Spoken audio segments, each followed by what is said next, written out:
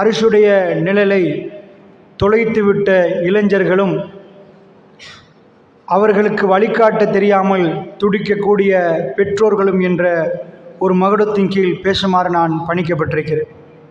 அன்பிக்கினியவர்களே, அதாவது இளைஞர்கள் ஒழுங்காக வழிநடத்தப்படவில்லை, பெற்றோர்கள் வழிநடத்த தெரியாமல் இருக்கிறார்கள், இது சம்பந்தமாக சொல்லுங்களேன் என்றுதான் கேட்டிருக்கிறார்கள்.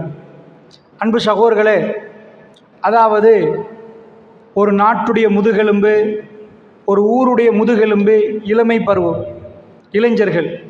ஏனென்றால் ஒரு மலையை எடுத்துக்கொண்டால் அடிவாரத்திலேருந்து உச்சிக்கு போய் திரும்ப அந்த முக்கியமான இடத்துக்கு நம்ம போயிட்டோண்டா, மலை உச்சிக்கு போயிட்டோண்டா திரும்ப அதுக்கு மேலே இல்லை, கீழே தான் வரணும்.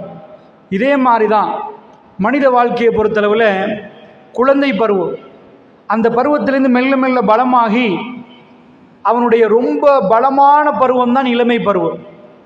அந்த இளமை பருவத்தை அவன் தாண்டினதுக்கு பிறகு திரும்ப மலையிலிருந்து கீழே இறங்குற மாதிரி முதுமை பருவம். இறைவன் முதுமையை பற்றி சொல்கிற நேரம், ஒமன் அம்மிரு நக்கிசு ஃபில் ஹல்க், யாருடைய ஆயுளை நாம் இழுத்தோமோ அவர்களை படைப்பின் மறுபக்கம் விரட்டி விட்டோம் என்கிறார்.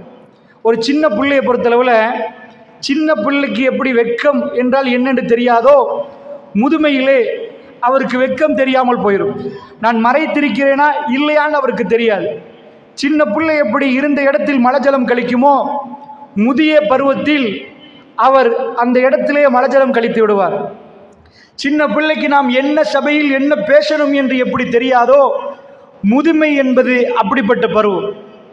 அப்ப சிறிய வயதிலே அவர் பலகீனமாக நிற்பார், முதுமையிலும் பலகீனமாக நிற்பார்.